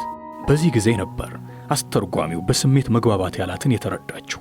በዚህ መሃል ሲውዛዩ አንድ አልበም መሳይ ነገር አውጥቶ በማታውቀው ቋንቋ የተጻፈ ነገር አሳያት። በአልበሙ ላይ ብዙ ፎቶዎች አሉበት። በፎቶቹ ላይ ያሉት ሴቶች በዋና ውስጥ ልብስ ሆነው እየተነሱትን ፎቶ በጋዜጣ ላይ ተቆርጦ ተለጥፎበታል። በአልበሙ ላይ የተለጠፉት በራሪ ወረቀቶች ላይ የተረዳችው አንድ ቃል ቢኖር ብራዚል የሚለውን ነበር። ይህም ቃል በአግባቡ የተጻፈ አልነበረም። ማርያ ሳታስበው ብዙ ጠጣች። ካሁን በፊት አድርጋ ባታውቅም በአንድ ምሽት $300 የሚያስገኝ ሥራን ስኬታማ ለማድረግ አልኮል አስፈላጊ እንደሆነ ተረዳች። ሰውየውም ለጊዜው መልካም ሰው መስሎ ነበር የቆየው። ሌላው ቀርቶ በወንበሯ ላይ በምትቀመጥበት ጊዜ ሁሉ ከኋላ ሆኖ ወንበሩን በክብር ያመቻችላት ነበር። በስተመጨረሻም እንደ ደከማት ነግረው በማግስቱ በባህር ዳርቻ ላይ መገናኘት እንደሚችሉ ነገረችው። ሰዓቱንና ቦታውን የሚያሳየችው በእጇ እንቅስቃሴ ነበር። አስተርጓሚው በምልክት ትግባባላችሁ ያላትን አሁን በተግባር እያየች ነው። ሲወዙ ሰዓቱን በደስታ እየታደረገና መስማማቱን ገለጸላት። ማርያ ያንን ዕለት ምሽት በቀላሉ መተኛት አልቻለችም። ሁሉም ነገር ህልም ነበር የመሰላት። እንደምንም እንቅልፍ ከወሰዳት በኋላ በህልሟ ያየችው ነገር እንዳልሆነ አረጋገጠች። ምክንያቱም ወንበሯ ላይ የሚያምረው ቀሚስና ከወንበሩ ስር ደግሞ ውቡ ጫማ ተቀምጧል። በዛ ላይ ደግሞ በባህር ዳርቻ ላይ ቀጠሮ የቀረችውን ሕይወቷን የሚቀይር ሰው አለ። ማርያ የስዊስ ተወላጁን ቱሪስት ባገኘችበት ዕለት በዕለት ማስታወሻ ደብተሯ ላይ እንዲህ ብላ ጽፋ ነበር። ሁሉም ነገር የተሳሳተ ውሳኔ እየወሰንኩ እንዳለው ይነግረኛል። ነገር ግን ስህተት የህይወት አንዱ አካል ነው። እኔ ዓለም ከኔ የምትፈልገው ምንድን ነው? አደጋዎችን እንድጋፈጥ፣ ለህይወት ግብዣ እሺ የሚል መልስ መስጠት አቅቶኝ ወደ ነበርኩበት እንድመለስ ትፈልጋለች። የመጀመሪያውን ስህተት የሰራሁት ገና 11 ዓመቴ ላይ ነበር። የሰፈር ጓደኞቼ እርሳስ እንዳውሰው ሲጠይቀኝ ያንን ዕለት የመጀመሪያውን ስህተቴን ሰራሁ። ከዚያ በኋላ አንዳንድ ስህተቶች ሁለተኛ ዕድል እንደማይኖራቸውና ህይወት የምትሰጠንን በቶሎ መቀበሉ የተሻለ እንደሆነ ተረዳሁ። በእርግጥ ይሄ ነገር አደጋ ሊኖረው ይችላል። ነገር ግን አደጋው ለ48 ሰዓት ያህል ተጉዞ ያለምንም አደጋ እዚህ ካደረሰኝ መኪና የበለጠ ሊሆን ይችላል። ለአንድ ለሌላ ሰው ወይም ሌላ ነገር ታማኝ መሆን ካለብኝ መጀመሪያ በፊት ታማኝ መሆን ያለብኝ ለራሱ ነው። እውነተኛ ፍቅርን ከሌሎች የምጠብቅ ከሆነ ከራሴ ውስጥ ያለውን እውነተኛ ያልሆነውን ፍቅር መንግዬ መጣል አለብኝ። ከትንሹ የህይወት ተሞክሮ የተረዳሁት ነገር ቢኖር ማንም ምንም ነገር የኔ የሚለው ነገር እንደሌለውና ሁሉም ነገር ብዥታ እንደሆነ ነው። ይሄ እውነታ ደግሞ ለቁሳዊም ሆነ ለመንፈሳዊ ነገሮች ይሰራል። አንድ ሰው ለዘላለሙ የኔ ይሆናል ብሎ ያሰበውን ነገር በድንገት ሲያጣ ምንም ነገር የኔ ሊባል የሚችል እንደሌለው ይረዳል። የኔ የምለው ምንም ነገር ከሌለ ደግሞ ይህንን የሌለ ነገር ሳሳድድ ጊዜን ማባከን የለብኝም። ዛሬ መጨረሻና የመጀመሪያ ቀኔ እንደሆነ አድርጌ መኖሩ የተሻለ ነው። ማርያ በቀጣዩ ቀን ማይልሰን ከተባለው አስተርጓሚና አሁን ደግሞ የእሷ ወኪል ከሆነው ብራዚላዊ ወጣት ጋር በመሆን የሲውዙን ሰውዬ ጥያቄ እንደተቀበለች ይፋ አደረገች።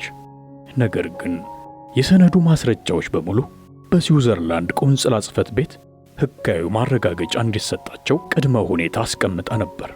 እንደዚህ አይነት ጥያቄዎች አዲስ የማይመስሉ የውጭው እንግዳ ግን ፍጹም ነገሮች በሙሉ ሕጋዊ ቢሆን እንደሚፈልግ ነገራት። ከዚያም አንድ ላይ ሆነው ወደ መሃል ከተማ ሄዱ። ከዛም እንደደረሱ አስተርጓሚውና ራሱን የማርያ ወኪል አድርጎ የማየው ማይልሰን በመጀመሪያ ዙር ከተቀበለችው $500 የኮሚሽኑን ከ130 እጅ እንድትሰጠው ጠየቃት። ይህ እኮ የሳምንት ክፍያ ቀብድ ነው። የአንድ ሳምንት ብቻ ገብቶሻል? ከዚህ በኋላ በየሳምንቱ $500 እጅሽ ላይ ይገባል ያለምንም ቅናሽ። ምክንያቱም እኔ የኮሚሽኔን የምወስደው ከመጀመሪያ ክፍያሽ ብቻ ነው አላት። እስካሁን ድረስ ረጅም ጉዞ ማድረግና ከተወለዱበት መንደር ርቆ መሄድ ለማርያ ህልም ነበሩ። ህልም ደግሞ ወደ ተግባር ለመለወጥ እስካልተሞከረ ድረስ እጅግ ጣፋጭ መስሎ ይታያል። በዚህ ሁኔታ ከቀጠልን አደጋዎችን በሙሉ እናስወግድ ይሆናል። ጭንቀትና መሰናክልም አያጋጥመንም። ነገር ግን ዕድሜያችን እየገፋ በሄደ ቁጥር በዙሪያችን ያሉትን ሰዎች በህልማችን አለመሳካት እንኮንናለን። በተለይ ቤተሰቦቻችንን፣ ልጆቻችንን ወይንም ደግሞ የትዳር አጋሮቻችንን ለመውደቃችንና ለህልማችን አለማሳካት ተጠያቂ እናደርጋቸዋለን። ነገር ግን በአጋጣሚ ስትጠብቀው የነበረ ዕድል እጇ ላይ ገብቷል። እንዲህ በቀላሉ ግን እውን ይሆናል ብላ አስባ አታውቅም ነበር። ነገር ግን ገና ሊመጣ ስላለው ሕይወቷ የምታውቀው ነገር ስለሌለ እንዴት እንደምትጋፈጠውና እንደምታልፈው እርግጠኛ አልነበረችም። ነገሮችን እንዴት መለማመድ እንዳለባትና ያለፈውን ነገር ወደ ኋላ እየተወች ወደፊት ለመቀጠል እንዴት ትለምድ ይሆን? ማርያ ሐሳቧን በማንኛውም ጊዜ መቀየር እንደምትችል ለራሷ በመንገር ራሷን ለማጽናናት ሞከረች። በቃ ነገሩን እንደ ቀላል ጨዋታ ነበር ያየችው። ምናልባት ወደ ትውልድ ከተማዋ ስትመለስ ሁኔታውን ለጓደኞቿ ልትነግራቸው ትችል ይሆናል። የሆነው ሆኖ አሁን የትውልድ ቀየዋ ከ1000 ኪሎ ሜትሮች በላይ ርቃ ሪዮ ዲ ጄኔሮ ውስጥ ነው ያለችው። ቦርሳዋ ውስጥ $350 አለ። በውሳኔዋ ጸንታ ወደ ሩቅ አገር ለመሄድ ብትወስን እንኳን ማንም ሰው የት እንዳለች እንኳን ሊገምት አይችልም። ከቆንስሉ ከተመለሱ በኋላ አመሻሹ ላይ ብቻዋን በባህር ዳርቻ ላይ የእግር ጉዞ ልታደርግ ወሰነች። በባህር ዳርቻ ላይ የሚጫወቱትን ልጆች፣ የቅርጫት ኳስ የሚጫወቱትን ሰዎች፣ ለማኞች፣ ሰካራሞች፣ በቻይና የተሰሩ የብራዚል ባህላዊ ቅርጻ ቅርጾችን የሚሸጡ ሰዎች፣ ሰውነታቸውን ለማፍታታት የሚንቀሳቀሱ ዕድሜያቸው የገፋ ሰዎች፣ የውጭ አገር ቱሪስቶች፣ እናቶችንና ልጆችን እያየች ለመዝናናት ነበር የእግር ጉዞውን የፈለገችው። አሁን እግሯ የረገጠው በሪዮ ዲ ጄኔሮ ላይ ነው። ባለ 5 ኮከብ ሬስቶራንት ውስጥ ራሷን አግኝታለች። ከዚያ የሌላ ሀገር ቆንስላ ውስጥ የውጭ አገር ሰው አናግራ የራሷ ወኪል ምኖሯት በስጦታ መልካም ቀሚስና ውድ ጫማ ተሰጥቷታል። ምናልባት ይህንን ዕድል በሕይወቷ ካሉት ሰዎች የትኛውም ሊሰጣት አይችልም። አሁንማ ሰፊውን ሐይቅ እያስተዋለች ነው።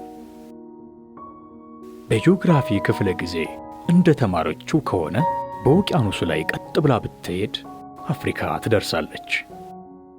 ከዚያ አንበሶች፣ ነብሮችና ዝንጀሮች የሞሉበት ጫካ አለ።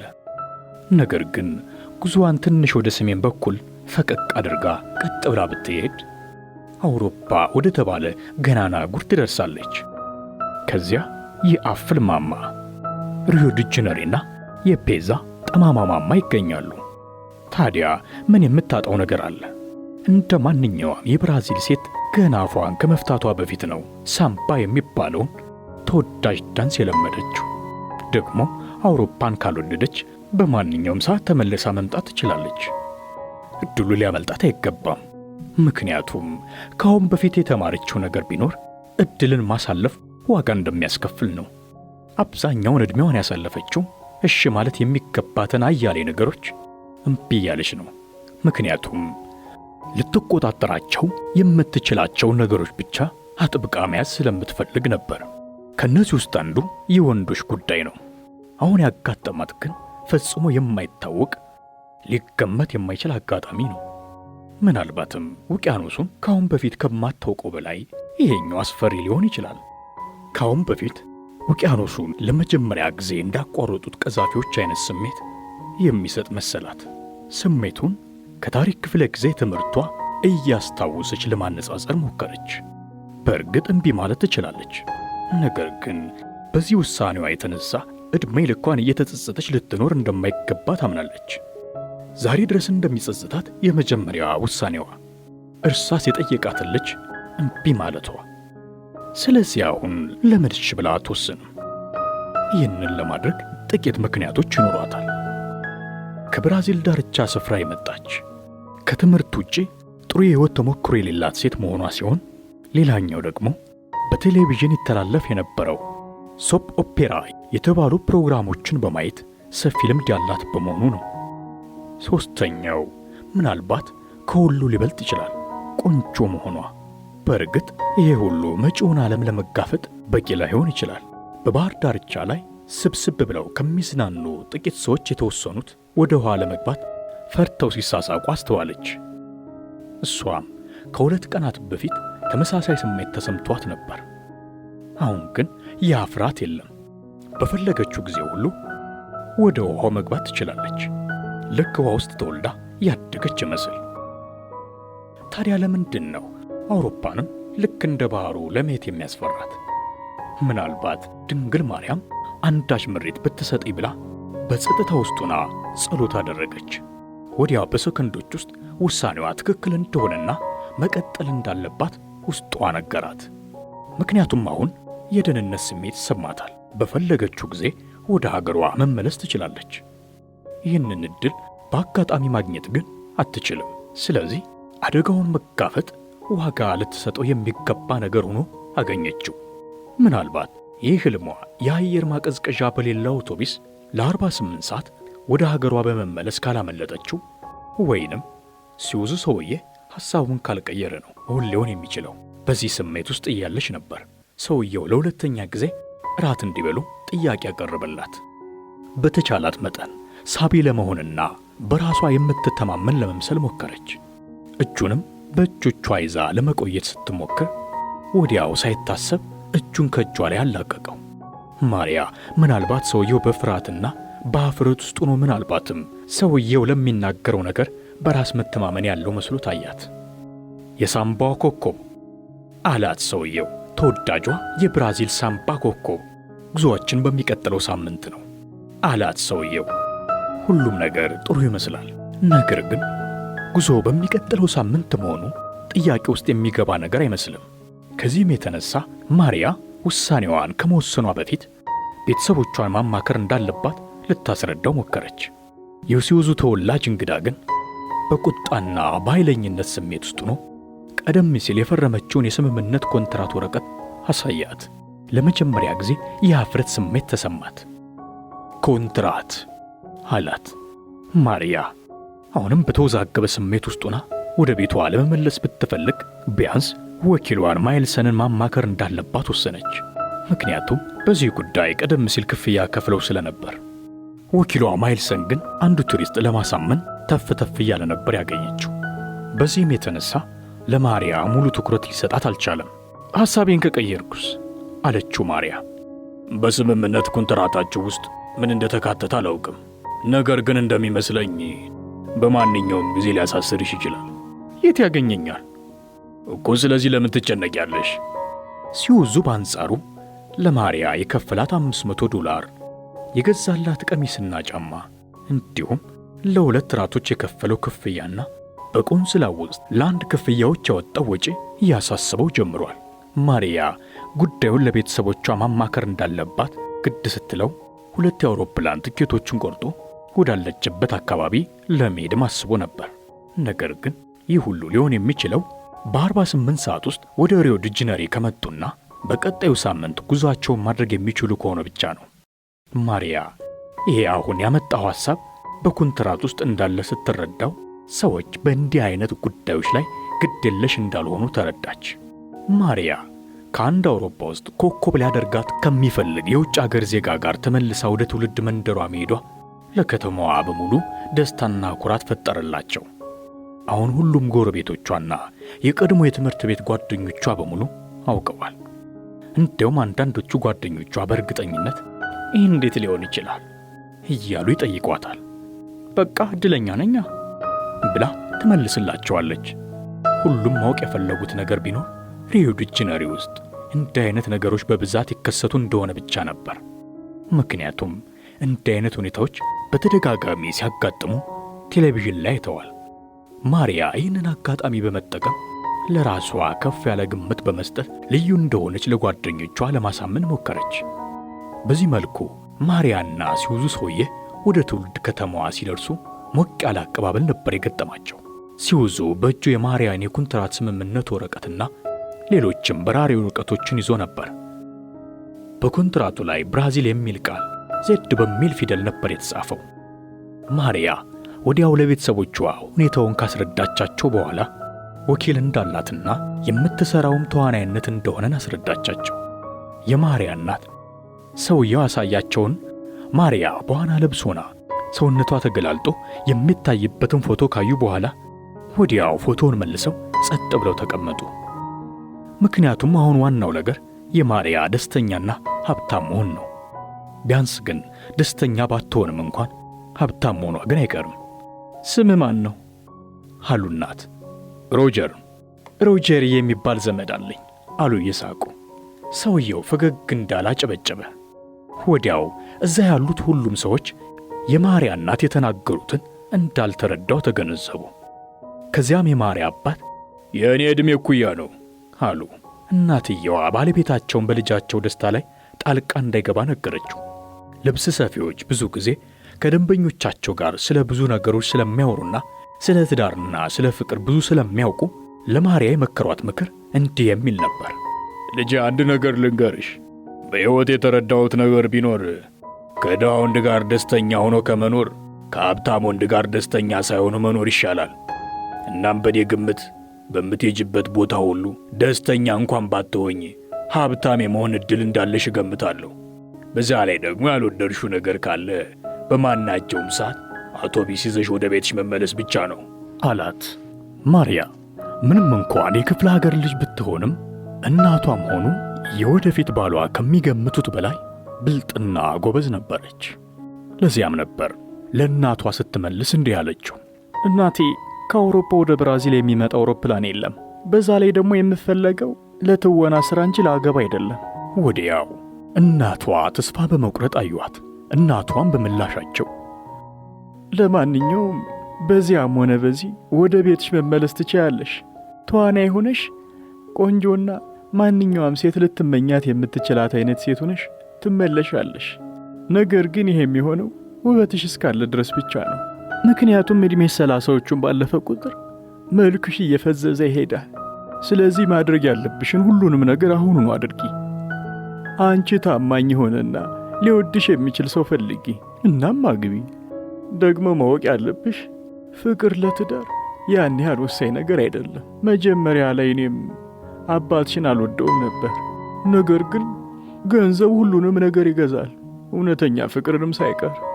አባትሽንም ይው ሀብታም ሊባል የሚችል ሰው እንኳን አይደለም። ይህ ምክር እንደ ጓደኛ ጥሩ ምክር ላይሆን ይችላል፣ ነገር ግን እንደ እናት ሊሰጥ የሚችል ጥሩ ምክር ነበር። ከ48 ሰዓታት በኋላ ማርያ ከሰውየው ጋር ወደ ሪዮ ተመለሰች። ብቻዋን ባይሆንም ወደ ቀድሞ የሥራ ቦታዋ ተመልሳ የሥራ መልቀቂያ ደብዳቤ አስገብታ ነበር። የቀድሞ አለቃዋም አንድ ታዋቂ የፈረንሳይ ሰው ወደ ፓሪስ ሊወስድሽ እንደሆነ ሰምቻለሁ። ደስታሽን ፍለጋ ከምትሄጅበት ጉዞ ላሰናክልሽ አልፈልግም፣ ደግሞም አልችልም። ነገር ግን ከመሄድሽ በፊት አንድ ነገር እንድታውቅ ይፈልጋለሁ አለና ከኪሱ በሰንሰለታማ ዘለበት የታሰረ ሜዳሊያ ከኪሱ ወጣ። ይሄ ሜዳሊያ ታምሪያው ሜዳሊያ ነው። የእመቤታችን ጸጋ መታሰቢያ ነው። ፓሪስ ውስጥ ቤተ እምነት አላት። ስለዚህ ፓሪስ እንደደረሽ እዛ ሂጅና ጥበቃ እንድታደርግልሽ ጸልይ። ተመልከቺው፣ በሜዳሊያው ላይ የተጻፉ ፊደላት አሉ። ማርያ ጽሑፉን አነበበችው።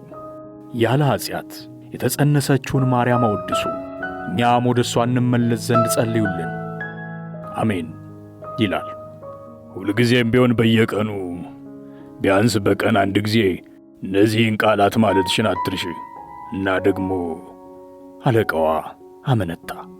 ምክንያቱም አሁን ሁሉም ነገር የረፈደ መስሎታልና። አንድ ቀን ምናልባት ወደዚህ ከተመለሽ ብዬ ጠብቅሻለሁ። አንድ ቀላል የሆነ ነግሪሽ የሚገባ ነገር ቢኖርም አሁን ግን እድሉን አጥቼዋለሁ። እወድሻለሁ። ምናልባት አሁን ለሁሉም ነገር ረፍዶ ይሆናል፣ ነገር ግን እንደምወድሽ እንድታውቂ እፈልጋለሁ። ያልተጠቀምንባቸው እድሎች የሚለው የአለቃዋ ቃል አእምሯ ውስጥ አቃጨለ። ማርያ ስለዚህ ቃል መማር የጀመረችው ገና በልጅነቷ ነበር። እወድሻለሁ የሚለው ቃል ግን ባለፉት 22 ዓመታት የሰማቻቸው ቃላት ናቸው። ነገር ግን አሁን ላይ ለሷ ትርጉም የሌላቸው ቃላት ሆነው ነው የሚታዩት።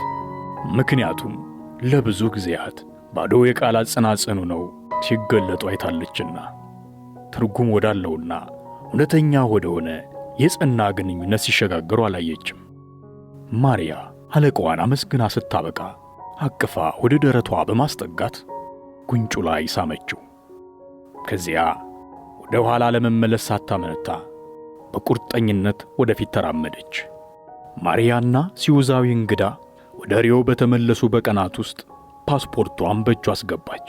ሲውዛዊው በጥቂት የፖርቹጊስና በብዙ በማይታወቁ ቋንቋዎች ብራዚል እውነትም ተቀይራለች ሲል ሰማችሁ። እሷ እንደተረዳችሁ ከሆነ በፊት ፓስፖርት ለመውሰድ ረጅም ጊዜ ወስድ ነበር ማለት ነው። ከዚያም በወኪሏ በማይልሰን እርዳታ እንደ ልብስ፣ ጫማ፣ መዋቢያ ዕቃዎችና ሌሎችም ለሴቶች አስፈላጊ የሆኑ ኮተታኮቶችን ለመግዛት ቻሉ። ወደ አውሮፓ በረራቸው እንደነገ ሆኖ ማታ ላይ ወደ አንድ የምሽት ክለብ ሄዱ። ከዚያም ሮጀር ማርያ ስትደንስ አያት። እናም በደስታ ተፍለቀለቀ። ምርጫው ትክክለኛ እንደነበር ተሰማው። የወደፊቷ የኮፓካባና ኮከብ ጋር በመሆኑም ልዩ ስሜት ተሰማው። ይህች ጠይምና ውብ ዓይን ያላት ሴት እጅግ ጨለማ ከመሰሉ ጸጉሮቿ ጋር ወደፊት የት ልትደርስ እንደምትችል አሰበ። ከዚያም ቀደም ሲል ተዘጋጅቶላቸው የነበረውን የሥራ ፍቃድ ከስዊዝ ቆንጽላ ወሰዱ። በስተመጨረሻም የቸኮሌት የሰዓትና የአይብ ምድር ወደ ሆነችው ወደ ስዊዘርላንድ በረሩ። ማሪያ በጉዞዋ ላይ ሰውየው በእሷ ፍቅር እንዲወድቅ በሚስጥር እያቀደች ነበር። ምክንያቱም ሰውየው በእሷ መስፈርት አስቀያሚ፣ ሽማግሌ ወይንም ድሃ አይደለም። ከዚያ በላይ ምን ትፈልጋለች? በጉዞአቸው መዳረሻ አየር ማረፊያ ላይ ሲደርሱ ማሪያ ድክምክም ብሏት ነበር። በዚያ ላይ ልቧ በፍርሃት ተወጥሯል። ወዲያው ከጎኗ ባለው ሰውዬ ላይ ሙሉ በሙሉ ጥገኛ እንደሆነች ተሰማት። ሀገሩን አታውቀውም፣ ቋንቋውንም አታውቀውም፣ ቅዝቃዜውንም እንዲሁ። ሰዓታት ባለፉ ቁጥር የሮጀር ባህሪ መቀየር ጀመረ። እሷን ለማስደሰት ያደርግ የነበረው ጥረት ቀነሰ። ምንም እንኳን የተለየ አስፈሪ ባህሪ ባታይበትም ጸባዩ ግን እየተቀያየረ ነበር። ባረፈችባት ትንሽ ሆቴል ውስጥ አንድ ቫቪያን ከምትባል ኮስታራ ሴት ጋር አስተዋወቃት። ይህች ሴት እሷን ለሥራዋ የምታዘጋጃት ሴት መሆኑን የተረዳችው ቆይታ ነበር። ቫቪያ ማሪያን ከራስ ጸጉሯ እስከ እግር ጥፍሯ ድረስ በተደጋጋሚ ካየቻት በኋላ ከአንድ ከሌላ ጋር ለመጣ አዲስ እንግዳ ተገቢ ባልሆነና ሐዘኔታ በሌለበት ሁኔታ ነበር የተቀበለቻት። በምን ስሜት ውስጥ እንዳለች እንኳን ሳትጠይቃት በቀጥታ ስለ ሥራ ጉዳይ ማውራት ነበር የጀመረችው። ራስሽን አታሞኝ፣ ሰውየው ምናልባት ከዳንሰኞቹ አንዷ በምታገባበት ጊዜ ወደ ብራዚል መመለሱ አይቀርም። የምትፈልጊውን ነገር ያውቃል። አንቺም እንደምታውቂው ገምታለሁ። በእርግጠኝነት ከሦስት ነገሮች አንዱን መፈለግሽ አይቀርም፣ ጀብዱ፣ ገንዘብ ወይንም ባል። እንዴት ልታውቅ ቻለች? ሁሉም ሰው ተመሳሳይ ነገር ነው እንደሚፈልገው ወይስ ቫቪያ የሰዎችን አእምሮ የማንበብ ችሎታ አላት ስትል አሰበች ማሪያ። እዚህ ያሉት ብዙ ሴቶች እነዚህን ነገሮች ነው የሚፈልጉት አለች ቫቪያ። ማሪያ ቫቪያ የምታስበውን ነገር ከአእምሮዋ ውስጥ እንዳነበበች አመነች። ለጀብዱ ከሆነ ሀገሩ ቀዝቃዛ በመሆኑ አይመችም። በዛ ላይ ደግሞ ለጉዞ የሚሆን ጠቀም ያለ ገንዘብ ያስፈልግሻል። ገንዘብ ደግሞ የምኝታ ቤትና የምግብ ወጪ ሲቀነስበት የሚቀረው ገንዘብ ምናልባት ወደ ሀገርሽ ለመመለስ ብትፈልጊ እንኳን 1 ዓመት ሙሉ መስራት ይጠበቅብሻል። ማሪያ አቋርጣት። ግን እኮ አውቃለሁ የተስማማሽው እንደዚህ እንዳልሆነ እርግጠኛ ነኝ። ነገር ግን እውነታው እንደዛ ነው። ልክ እንደ ሌሎች ሁሉ መጠየቅ ያለብሽን ሁሉ አልጠየቅሽም ነበር። ከዚህ በተሻለ ሁኔታ ጠንቃቃ ብትሆኝና ኮንትራቱንም በደንብ አይተሹ ቢሆን ኖሮ ወደ ምን አይነት ህይወት ውስጥ እየገባሽ እንደሆነ ትረጀ ነበር። ምክንያቱም ስዊዘርላንዶች አያወሹም።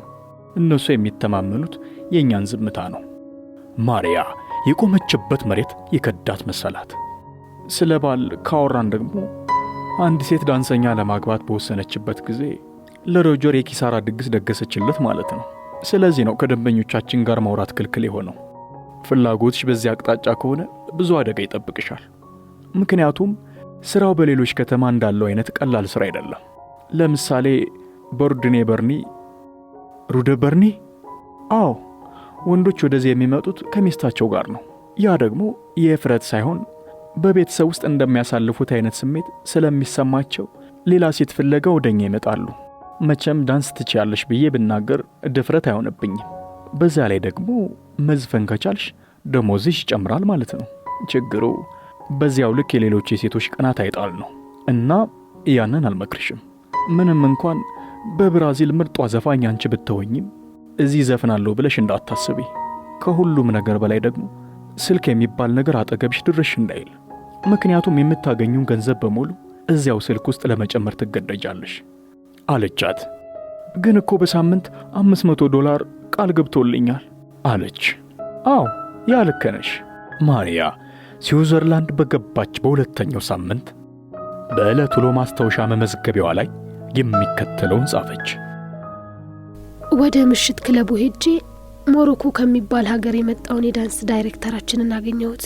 ከዚያም ብራዚልን ረግጦ የማያውቀው ሞሮኮዊ ሳምባ ነው ብሎ የሚያስበውን የዳንስ አይነት መማር ጀመርን። ምንም እንኳን ገና ከጉዞ ድካም ያላገገምኩ ቢሆንም በተቻለኝ መጠን በምደንስበት ጊዜ ፈገግታ ከፊቴ እንዳይጠፋ ሞክር ነበር። 6 ነበርን። ሁላችንም ደስተኛ ካለመሆናችንም በላይ ምን እያደረግን እንደሆነ እንኳን አናውቅም ነበር። የምሽት ክለቡ ደንበኞች እየጠጡ ብቻ ያጨበጭቡልናል። በእጃቸው የመሳብ ምልክት እያሳዩን ፍቅር ይሰጡናል። አልፎ አልፎ ደግሞ ለየት ያለ ጥቅሻና የማማለል ምልክቶችን ቢያሳዩንም ነገሩ ከዛም ያልፍ አልነበረም። ትላንትና የመጀመሪያ ክፍያዬን ወሰድኩኝ። እውነት ለመናገር እጄ ላይ የገባው ገንዘብ የተስማማንበትን 1/10ኛውን ነበር። ቀሪው በኮንትራቱ መሰረት ለአውሮፕላን ትኬት መግዣ የወጣውን ገንዘብ ለመመለስና እዚህ ላይ ለምቆይበት ክፍያ ይዋለ ነበር። ቪቪያን እንደሰራችው ሂሳብ ከሆነ በኮንትራቱ መሰረት ቢያንስ ለ1 ዓመት እዚህ መስራት አለብን። በምንም ሁኔታ ማምለጥ የምንችልበት ሁኔታ የለም። ደግሞ ስለማምለጥ ማሰቡ ጥቅሙ ምንድነው? እኔ ገና ስዊዘርላንድ መድረሴ ነው። በዚያ ላይ ወጣ ብዬ እንኳን ሀገሩን አላየሁትም። ደግሞስ በሳምንት 8 ቀን ምሽት ላይ መደነስ ያን ያህል ጉዳቱ ምንድነው? ድሮም እኮ እንዲሁ በነጻ አድርገው ነበር። አሁን ግን ለገንዘብና ለዝና ነው። ቀስ በቀስ እግሮች ያሳክኩኝ የነበረውን ነገር ተወኝ። አሁን ከሁሉም የከበደኝ በዳንሱ ጊዜ ሁሉ ፈገግታዬ እንዳይጠፋ ማደርገው ጥረት ነው። አሁን 2 ምርጫ አለኝ። አንደኛው የዓለም ተሸናፊና ተጎጂ አድርጌ ራሴን መቁጠር፣ ወይም ራሴን ስውር ሀብቱን እንደሚፈልግ አንድ ጀብደኛ ማየት። የህይወት እይታዬ በሙሉ በእነዚህ 2 አማራጮች ላይ ተንጠለጠለ ነው። ማሪያ ቀስ በቀስ ስውር ሀብቷን እንደምትፈልግ ጀብደኛ ራሷን መቁጠር ጀመረች። ስሜቷን ወደ ጎን አድርጋ በየምሽቱ ማልቀሷንም ተወች። ቀደም ሲል እርግፍ አድርጋ ተወችው። ምናልባት ስሜቶቿን በይደር አስቀምጣቸው ሊሆን ይችላል። አሁን ለሷ አስፈላጊው ነገር ገንዘብ ማግኘት ነበር። ከዚያም ሀገሪቱን በሚገባ ካወቀች በኋላ በድል አድራጊነት ወደ ሀገሯ መመለስ። በዚያ ላይ ደግሞ በዙሪያ ያለ የምታየው ሁሉ ሀገሯን ብራዚል የሚያስረሳ አልነበረም። በዙሪያ ያሉት ሴቶች የፖርቹጋል ቋንቋ ይናገራሉ፣ ወንዶችንም ያማሉ፣ ድምፃቸውን ከፍ አድርገው ያወራሉ። ስለ ስራቸው ማግሮምረም የለመዱት ነገር ነው። አንዳንድ ጊዜ ካለቆቻቸው ጋር ይጨቃጨቃሉ። ራሳቸውን የሚያዩት በዓለም ላይ እንዳሉ ቆንጆ ሴቶች አድርገው ነበር። ስለ ወደፊት ውብ ባሎቻቸው አውርተው አይጠግቡም። ምናልባትም እነዚህ ባሎቻቸው ከነሱ በአያሌ ኪሎ ሜትር የራቁ ወይንም ደግሞ ቀደም ሲል ያገቡ፣ ካልሆነም ደግሞ ገንዘብ የሌላቸው ሊሆኑ ይችላሉ።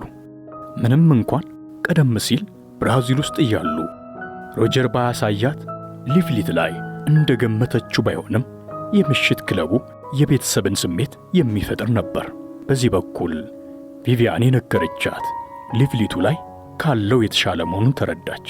በሥራ ፈቃድ ወረቀታቸው ላይ የሁሉም ሴቶች የሥራ አይነት ዳንስ እንደሆነ ቢገለጽም ከማንኛውም ደንበኛ ጋር ከክለቡ እንዲወጡ አይፈቀድላቸውም። ምናልባትም ከደንበኞቻቸው የተቀበሉ ስልክ ቁጥር የተጻፈበት ብጫቂ ወረቀት እንኳን ቢገኝባቸው ለ2 ሳምንታት በሙሉ ከሥራ ይታገዳሉ። ማሪያ ምንም እንኳን የጠበቀችው ነገር ውብና አስደሳች የነበረ ቢሆንም ቀስ በቀስ ወደ መሰላቸትና መበሳጨት ገባች። በመጀመሪያዎቹ 2 ሳምንታት ማሪያ ትኖር ከነበረው ክፍል መውጣት አልቻለችም። ምንም እንኳን ቀስ እያለች ብታወራም ቋንቋን የሚረዳላት ሰው ስላላገኘች ነበር። ሌላው ያስደነቃት ነገር ደግሞ ከብራዚል በተለየ ሁኔታ የምትኖርባት ከተማ 2 ስም ያላት መሆኑ ነው። የመጀመሪያዋ የከተማዋ ስም ጄኔቭ የሚል ሲሆን ይኸውም በሀገር ውስጥ ለሚኖር ተወላጅ የሚያገለግል ስም ነው። ብራዚሊያዋን ግን ጀምበራ እያሉ ነበር የሚጠሯት። በጠቅላላው በዚህ ትንሽና ቴሌቪዥን እንኳን ባልነበራት ክፍል ውስጥ በቆየችባቸው አድካሚ ቀናት የሚከተሉትን ቁም ነገር ተረዳች። አንደኛ፣ በየትኛውም ሁኔታ ሐሳቧን ለሰዎች መግለጥ ካልቻለች የምትፈልገውን ማንኛውንም ነገር ማግኘት እንደማትችል፣ ይህንን ችግር ለማስወገድ ደግሞ የግድ የሀገሬውን ቋንቋ መማር እንዳለባት። ሁለተኛ፣ ሁሉም አብሮ የሚሰሩ ሴቶች የሚፈልጉት ነገር ተመሳሳይ በመሆኑ እሷ ከነሱ ለየት ማለት እንዳለባት። ነገር ግን ለዚህ ችግር ወደ አእምሮ የመጣላት አንድ መፍትሄ ነበር። ይህንንም በማስመልከት ወደ ጄኔቫ በገባች በ4ኛው ሳምንት የሚከተለውን ማስታወሻ በዲያሪዋ ላይ ጽፋ ነበር። ምናልባት አንድ ቀን ወደ ቤት የሚመልሰኝን ትኬት መግዛት እችል ይሆናል። ከዚያም ወደ ሀገሬ ብራዚል እመለሳለሁ። እዚያ እንደደረስኩም የቀድሞ አለቃዬን የጨርቃ ጨርቅ ባለቤቱን ሰው ያገባዋለሁ። ከዚያም በሰዎች ውድቀት ላይ አስተያየት ከመስጠት በቀር ራሳቸውን አደጋ ተጋፍጠው መሞከር የማይፈልጉ ሰዎችን ምክርና አስተያየት ለመስማት እዘጋጃለሁ። አይሆንም። በዚህማ ተመልሼ ወደ ሀገር ያልሄድም። ይህንን ከማደርግ ከአውሮፕላኑ ላይ ወድቄ ወደ ውቅያኖሱ ብሰጥም ይቀለኛል። እንደዛ ካደረግኩ ደግሞ እሞታለሁ። ከዚያ በፊት ግን ለህይወቴ መዋደቅ አለብኝ። ምናልባት በራሴ መንገድ መሄድ ከቻልኩ የምፈልገው ቦታ ደርስ ይሆናል። በቀጣዩ ቀን ማርያ በአቅራቢያዋ ወዳለ አንድ የፈረንሳይኛ ቋንቋ ትምህርት ቤት ሄደች። በዚያም የተለያዩ እምነት፣ ዕድሜና ጾታ ያላቸውን ሰዎች አገኘች። ሰዎች የተለያዩ ቀለም ያላቸውን አልባሳት የለበሱ ሲሆኑ በተለይ ሴቶቹ ራሳቸውን የሸፈኑ ነበሩ። አንዳንዶቹ አብረቅራቂ ወርቅ በእጃቸው ላይ አድርገዋል። ልጆቹ ደግሞ ከአዋቂ የበለጠ በቶሎ መማር ይችላሉ። ልጆቹ ብዙ ልምድ ካላቸው ከአዋቂዎቹ የበለጠ ቋንቋን በቶሎ መልመዳቸው አስገረማት። እዛ ያገኘቻቸው ብዙ ሰዎች አብዛኞቹ ስለ ሀገሯ፣ ስለ ብራዚል፣ ስለ ሳምባ ዳንስ እንዲሁም ስለ እግር ኳስና በዓለም ላይ ብራዚልን ስላስጠራት ስለ ፔሌ ማወቃቸው ደስ አሰኛት፣ አኮራትም። መጀመሪያ ላይ ላገኘቻቸው ሰዎች በሙሉ ጥሩና መልካም ለመሆን ሞከረች። ሰዎች የአገሯን ዝነኛ የፔሌን ስምና የራሷን ስም ሳይቀር በትክክል ባለመጥራታቸው ልትረዳቸው ትሞክር ነበር። በኋላ ላይ ግን ነገሩ የሚስተካከል መስሎ ስላልታያት ተወችው። ያን ዕለት ከሰዓት የተማረችውን ቋንቋ ለመለማመድ በማሰብ በባለ ሁለት ስሟ ከተማ በእግሯ ትንቀሳቀስ ጀመር። እጅግ ጣፋጭ ቸኮሌት፣ በሐይቅ መካከል ያለ ትልቅ ፏፏቴ፣ ብናኝ በረዶ፣ ልዩ ልዩ ሬስቶራንቶች አየች። ነገር ግን ውጭ ላይ ሆና ከማስተዋል በቀር ወደ አንደኛው ሬስቶራንት አልገባችም። ሌላው በከተማ ውስጥ ስትዘዋወር ያስገረማት ነገር በየሱቁ በር ላይ የተለጠፉት የሰዓት ማስታወሻ ጋጋታ ነበር። የባንኮቹ ብዛት ከነዋሪዎቹ ጋር የተመጣጠነ ስላልመሰላት ተደነቀች።